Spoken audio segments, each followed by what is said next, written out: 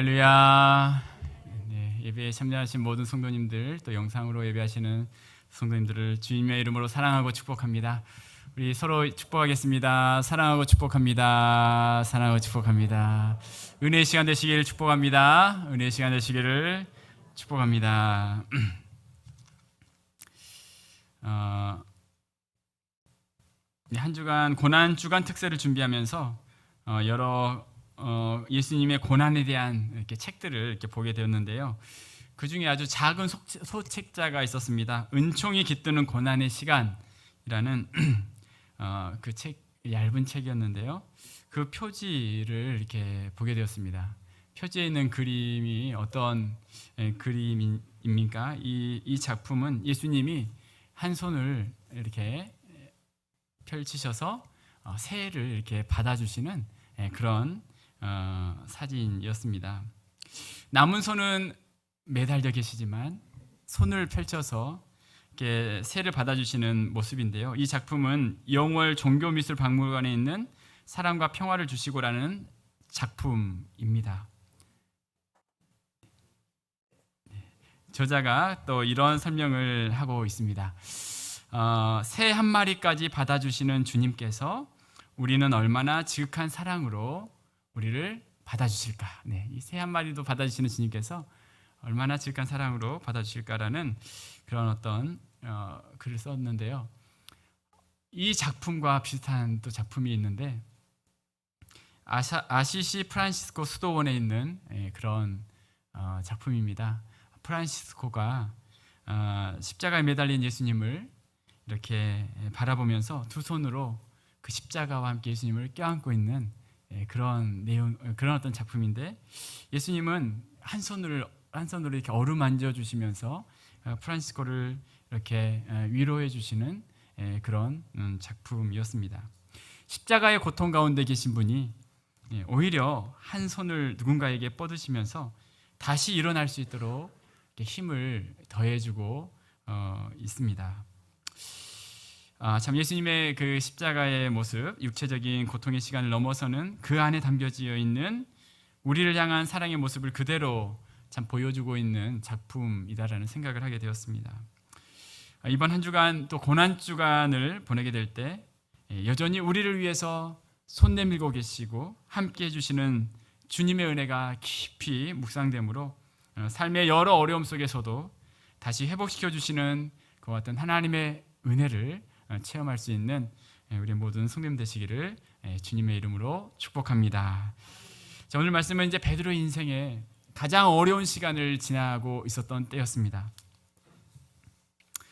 예수님의 부르심을 받고 예수님의 수제자가 되어서 주님을 따르며 믿음의 길을 갔던 베드로. 자, 그런데 그가 지금 상상할 수 없는 말을 예수님께 듣고 있습니다.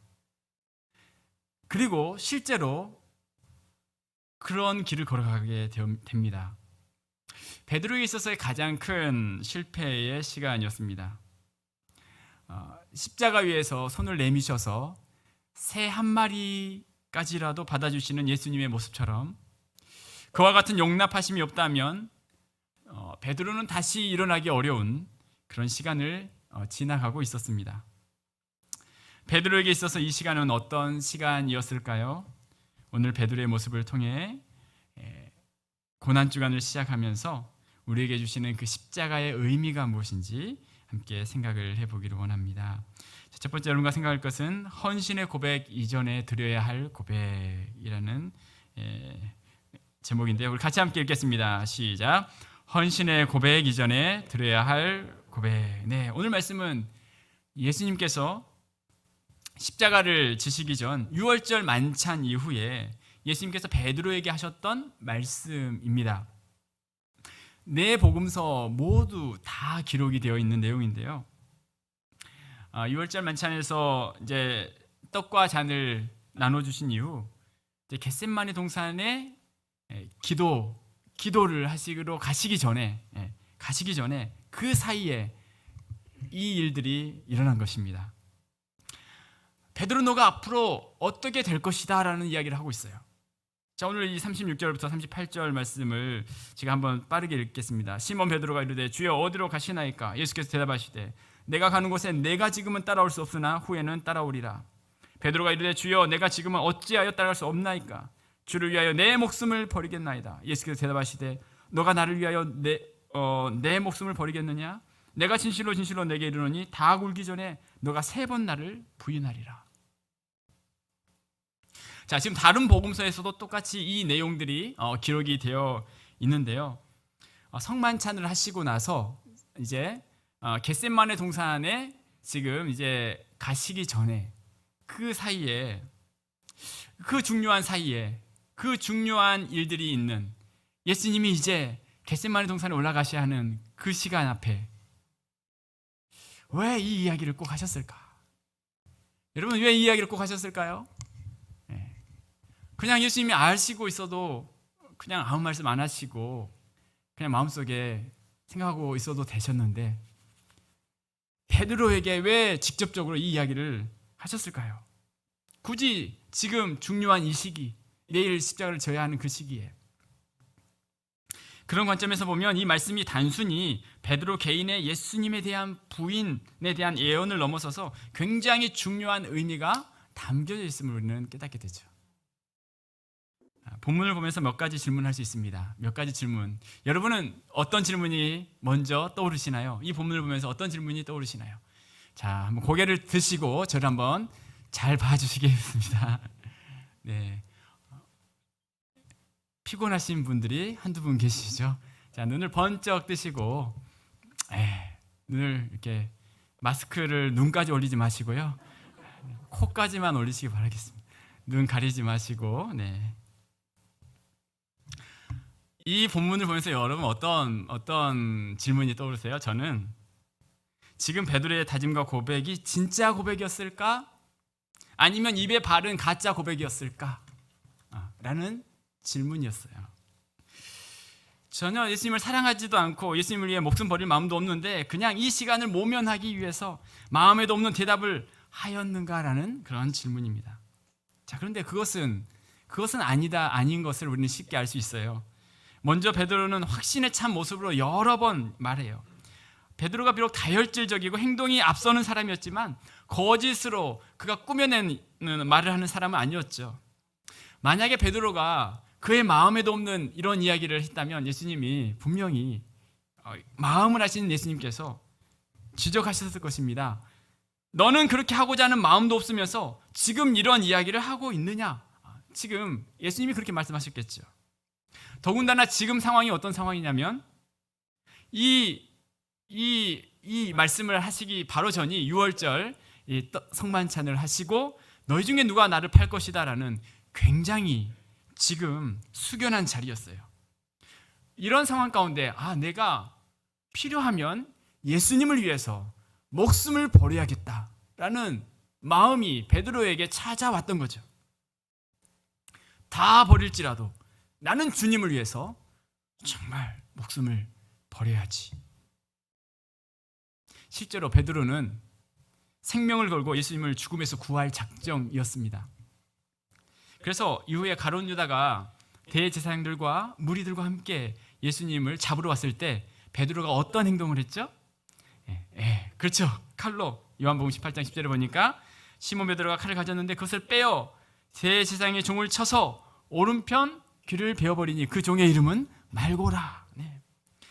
대제사장들 앞에서 지금 칼을 빼어서 그 종을 치는 것은 자기 생명을 내어놓겠다라는 뜻이었어요. 자, 그러면 지금 예수님 앞에 했던 이 말, 제가 주님께 목숨을 바치겠습니다. 이 말은 정말 사실이었고 결코 가식적인 말이 아니었음을 알게 됩니다. 자, 그렇다면 우리는 여기서 또다시 이런 질문을 하게 되죠. 베드로의 지금 대답은 분명히 예수님을 위해 죽기까지 각오했던 대답이었는데 왜 베드로는 예수님을 모른다고 부인하는 자리까지 가게 됐을까? 더군다나 이 고백을 하고 며칠이 지난 게 아니라 바로 몇 시간 후에 그날 밤에 그렇게 분명한 확신 가운데 정말 내가 주님을 위해 목숨까지 바치겠습니다. 정말 그런 확신이 불탔던 베드로가 왜 지금 예수님을 모른다고 부인하면서 저주하는 그 자리에 가게 되었을까? 베드로에게 부족했던 한 가지가 무엇이었을까요? 자, 이 부분에서 우리는 바로 앞장에 있는 12장, 요한복음 12장에 베다니 마리아가 예수님께 향유를 깨뜨려 부었던 사건, 그리고 그 베드로 오늘 13장의 사건이 비교되고 있음을 우리는 살펴볼 수 있어요. 자, 요한복음 12장 1절부터 3절 말씀에 보면 우리가 잘 아는 내용이 나오죠. 6월절 엿새 전에 예수께서 베다니에 이르시니 이곳은 예수께서 죽은 자 가운데서 살리신 나사로가 있는 곳이라. 거기서 예수를 위하여 잔치할세 마르다는 일을 하고 나사로는 예수와 함께 앉은 자 중에 있더라. 마리아는 지극히 비싼 향유 곧 순전한 나드 한 근을 가져다가 예수의 발에 붓고 자기 머리털로 그의 발을 닦으니 향유 냄새가 집에 가득하더라. 네, 마리아가 예수님이 이제 죽으시기 전에 이제 향유를 부어 드렸어요. 그때 제자 중에 가룟 유다가 어떤 이야기를 합니까? 이것을 왜 300데나리온에 팔아서 가난한 사람들 돕지 않았는가? 라고 이야기했을 때 예수님께서 뭐라고 말씀하시죠? 요한복음 12장 7절 8절 우리 같이 한번 읽어보겠습니다. 시작. 예수께서 이르시되 그를 가만두어 나의 장례할 날을 위하여 그것을 간직하게 하라. 그 다음 가난한 자들은 항상 너희와 함께 있거니와 나는 항상 있지 아니하리라 하시니라. 자, 마가는 이 부분을 이렇게 또 묘사하고 있어요. 같이 읽겠습니다. 시작. 그는 힘을 다하여 내 몸에 향유를 부어 내 장례를 미리 준비하였느니라. 내가 진실로 너희에게 이르노니 온 천하에 어디서든지 복음이 전파되는 곳에는 이 여자가 행한 일도 말하여 그를 기억하리라 하시니라. 아멘. 자, 오늘 요한복음과 마가복음에서 똑같이 쓰이는 단어가 어떤 단어이죠? 네, 두 글자, 장례라는 단어죠. 장례. 네. 예수님의 칭찬은 무엇이었죠?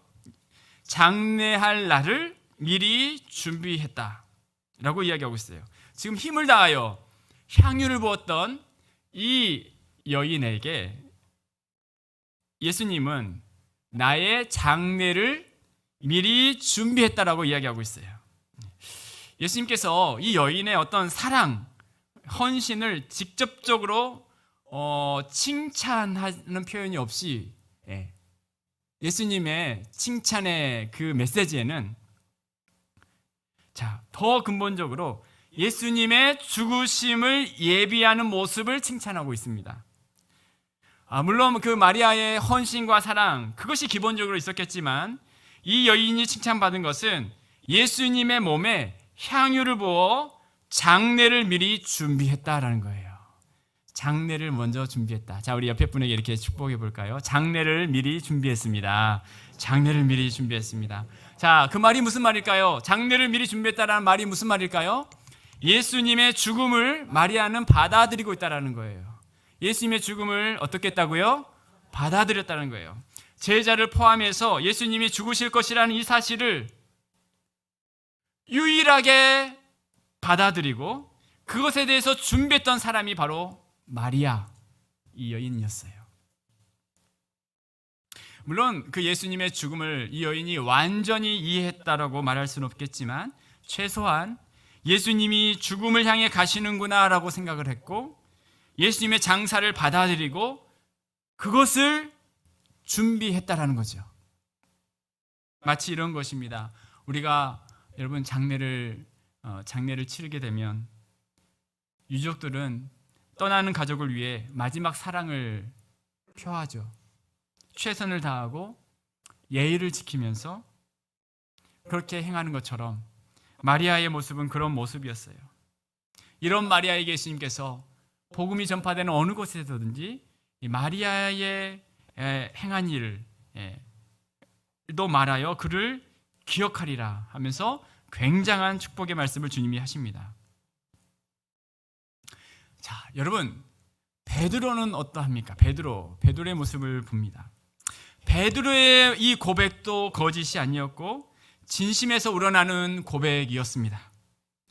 주님을 위해 목숨을 바치겠습니다라는 분명한 사실이 있었습니다. 마리아가 예수님을 사랑한 것도 사실이었던 것처럼 베드로가 주님을 위하여 목숨을 버리겠다라는 것도 분명한 사실이었습니다. 그런데 이 둘의 차이가 무엇이었을까요? 이 둘의 차이가 무엇이었을까요? 마리아는 예수님이 죽으셔야 하는 분임을 받아들이고 그것에 순종하며 헌신합니다. 자, 그런데 베드로가 주를 위해 내 목숨을 버리겠다고 말한 이 말은 예수님께서 십자가에 죽지 않도록 하는 일에 내 목숨을 바치겠다라는 고백이었습니다.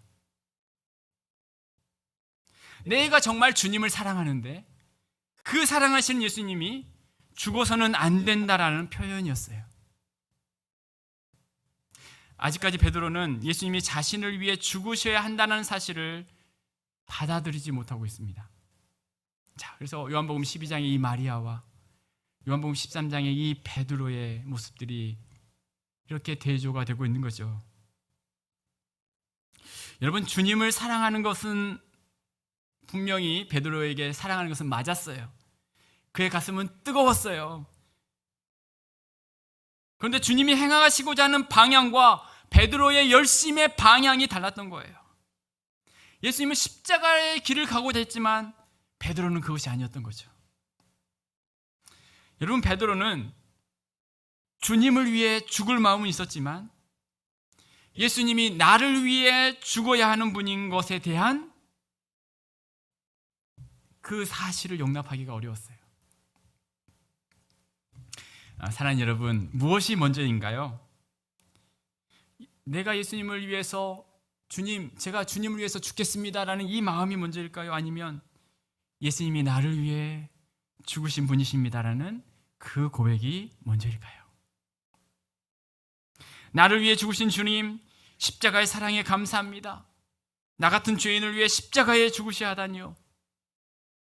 그 고백이 먼저인가요? 아니면 주님을 위해 내가 내 목숨도 바치겠습니다, 이것이 먼저일까요? 예수님이 십자가의 죽으심에 대해 받아들이지 못한 베드로의 헌신은 잘못된 방향의 헌신이었습니다. 여러분, 우리에게도 이런 모습은 혹시 있진 않으신가요? 우리가 예수님을 오래 믿으면 오래 믿을수록 이 베드로의 모습 또는 이 마리아의 헌신을 이렇게 지적하는 제자들의 모습, 그와 같은 모습들이 나타나지는 않을까요? 정말 순전한 모습으로 마리아처럼 주님의 그 사랑과 은혜에 감사하면서 예배하는 것이 아니라, 주님, 제가 주님을 위해 죽겠다니까요, 그렇게 고백하는 이 베드로의 모습, 저는 요즘 그런 생각을 더 깊이 하게 됩니다. 내가 지금까지 하나님을 섬기면서 주님의 방향성과 같은 그 방향을 향해 나아가고 있었는가? 주님을 위해 죽겠다라고 하는 것은 가장 큰 헌신인데 혹시 방향이 다른 적은 없었는가? 나는 십자가의 길을 미리 예배하는 마리아가 아니라 내 방법대로 헌신을 약속했던 베드로는 아니었는가? 주님, 내가 주님을 위해 내 목숨을 바친다니까요, 무엇이 더 필요합니까? 이렇게 말하는 베드로는 아니었는가? 고난주간을 우리가 어떻게 보내야 할까라는 생각을 하면서, 여러분, 고난주간을 어떻게 보내야 할까라는 생각을 하면서 가장 먼저 우리에게 있어야 할 게 무엇일까요?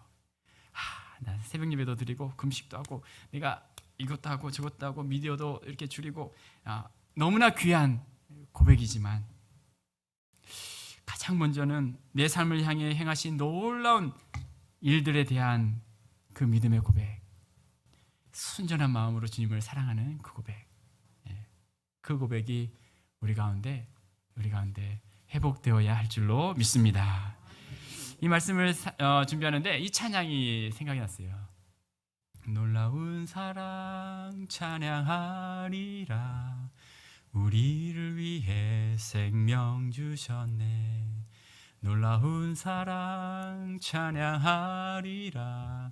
십자가의 그 능력, 십자가의 그 능력, 놀라운 사랑 찬양하리라. 놀라운 사랑.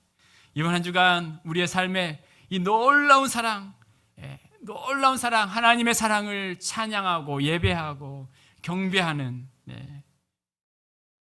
그와 같은 주님을 기억하는 그와 같은 축복된 한 주간, 주의 은혜에 풍성하게 우리의 삶을 돌아보며 감사할 수 있는 그와 같은 은혜의 시간 되시기를 주님의 이름으로 축원합니다. 옆에 분에게 이렇게 축복하겠습니다. 네, 놀라운 사랑 찬양합시다. 놀라운 사랑 찬양합시다. 아멘.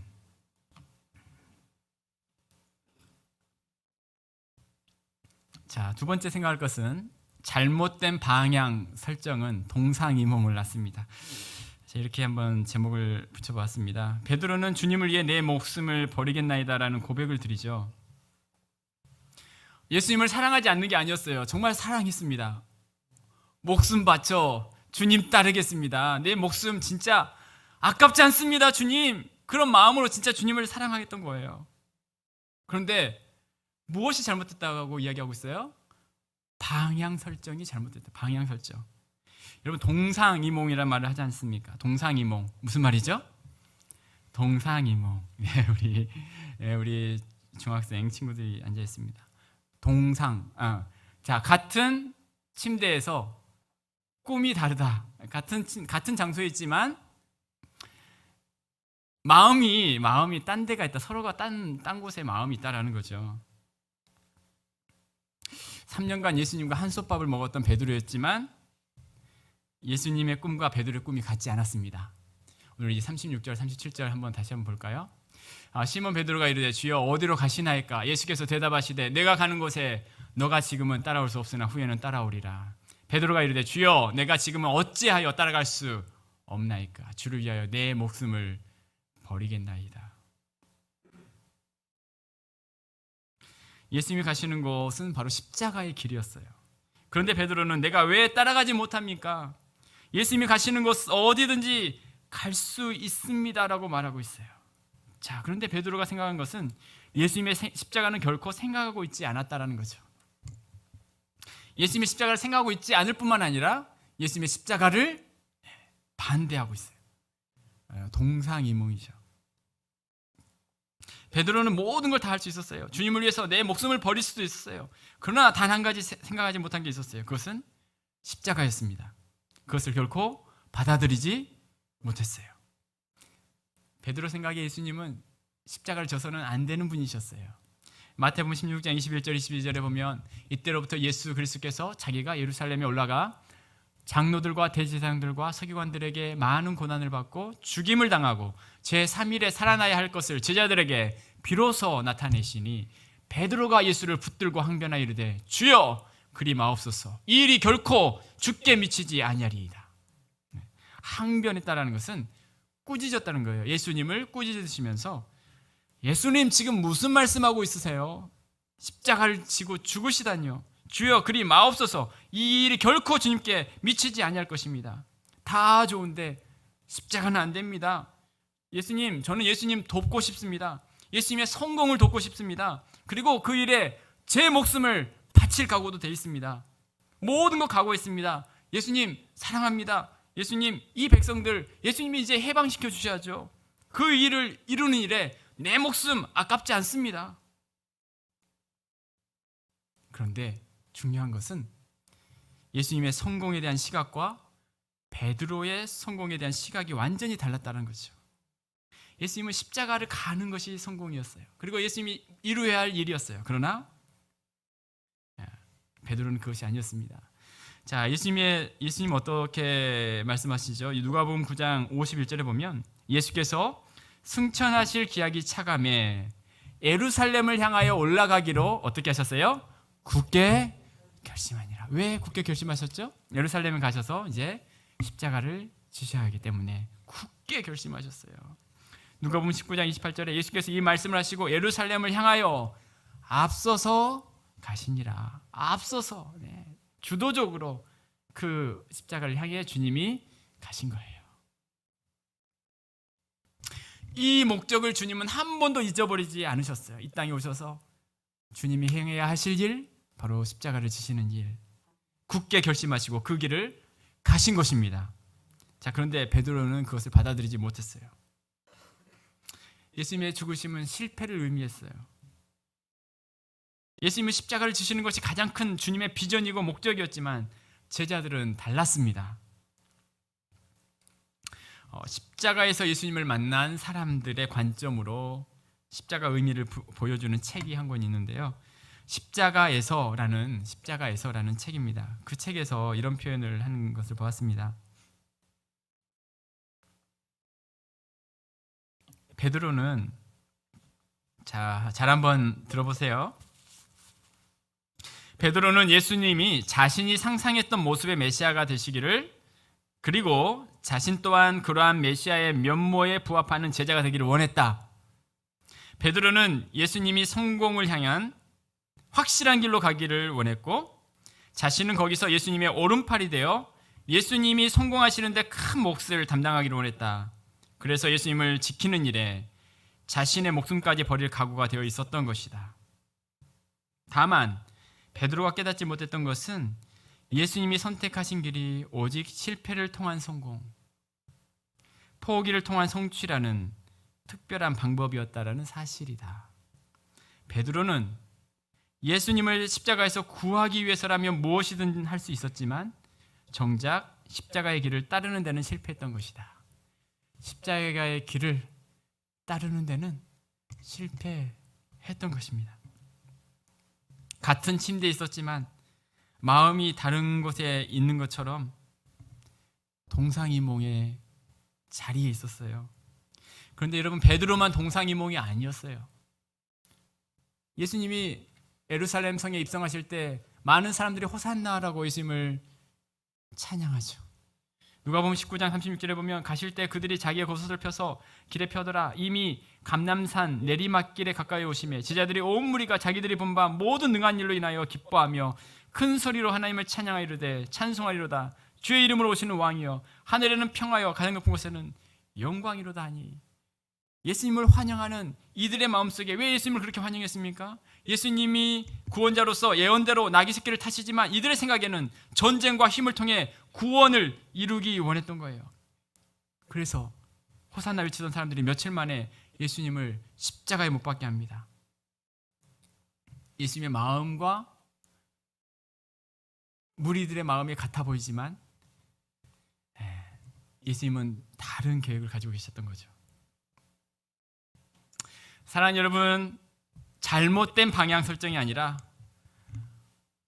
오늘도 우리는 예수님의 마음이 우리의 마음, 예수님의 방향이 우리의 방향이 되어야 할 줄로 믿습니다. 옆에 분에게 이렇게 축복합시다. 예수님의 마음이 우리의 마음 되시길 바랍니다. 예수님의 마음이 우리의 마음 되시길 바랍니다. 잘못된 방향 설정이 아니라, 여러분, 잘못된 방향 설정으로 인해서 베드로가 지금 이런 어떤 헌신을 다짐하지만 잘못된 방향 설정이 그에게 있었던 거예요.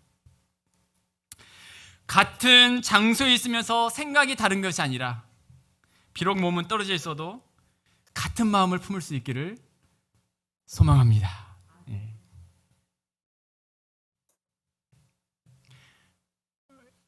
다른 장소에 있어도 같은 마음을 우리가 예배 시간에 품어야 하지 않겠습니까?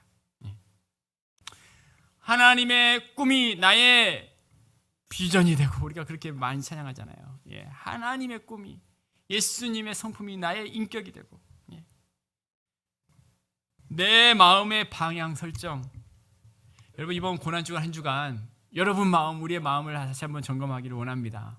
정말 주님의 그 방향과 내 방향이 지금 일치하고 있는가?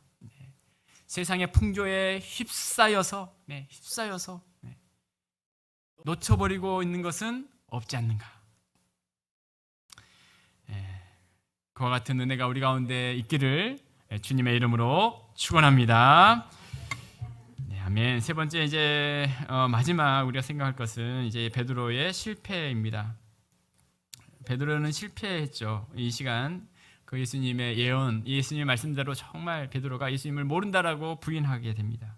누가복음 22장 61절 62절에 보면 주께서 돌이켜 베드로를 보시니 베드로가 주의 말씀 곧 오늘 다 굴기 전에 너가 3번 나를 부인하리라 하심이 생각나서 밖에 나가서 심히 통곡하니라. 베드로의 실패는 뼈 아픈 것이었습니다.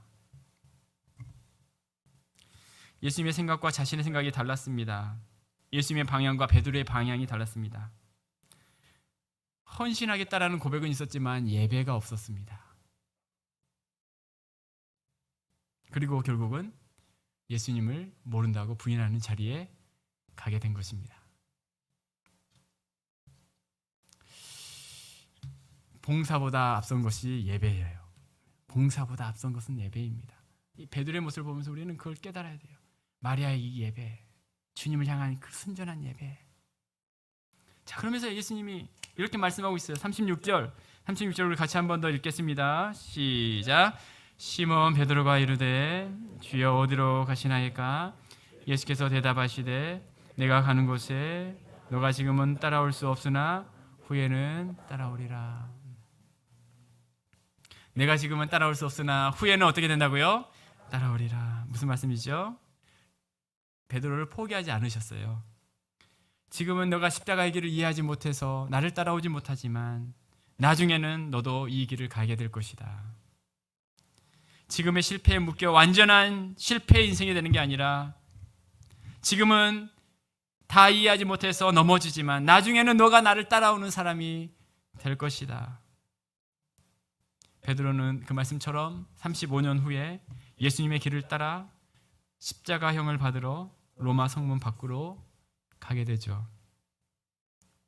십자가의 길이 바로 자신을 위한 길임을 깨닫게 됩니다. 나를 위해 예수님이 십자가의 길을 가셨다는 것을 깨닫습니다. 정말 나를 위해 죽으셨구나. 나의 이 자만한 내 모습을 위해,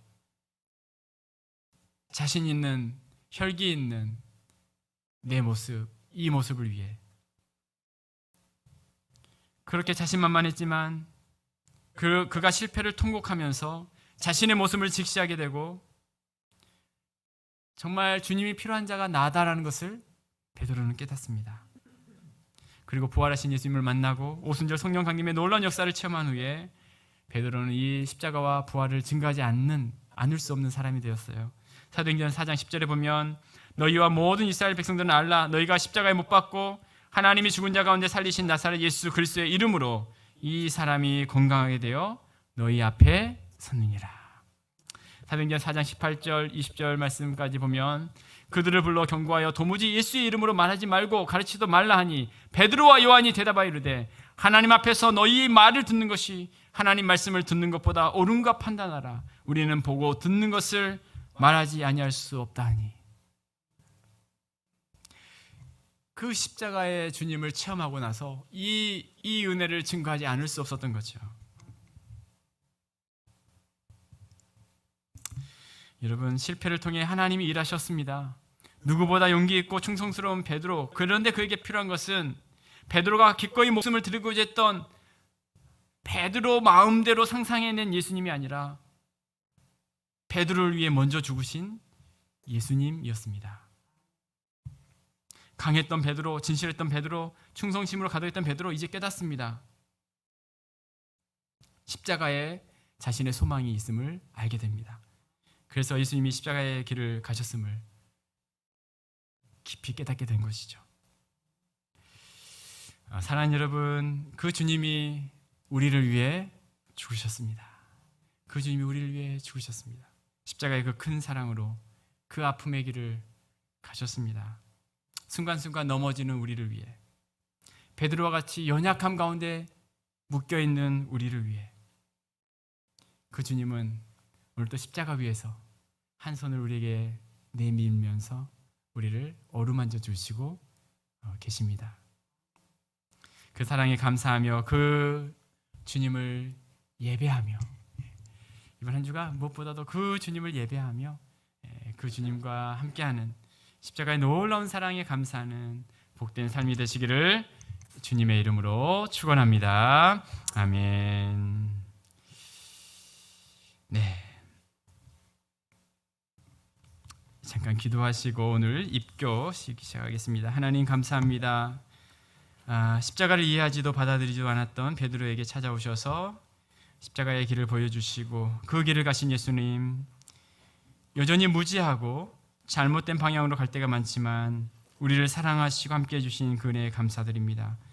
그 주님을 한 주간도 깊이 묵상하는 복된 삶이 될 수 있도록 은혜 베풀어 주시옵소서. 예수님의 이름으로 기도드리옵나이다. 아멘.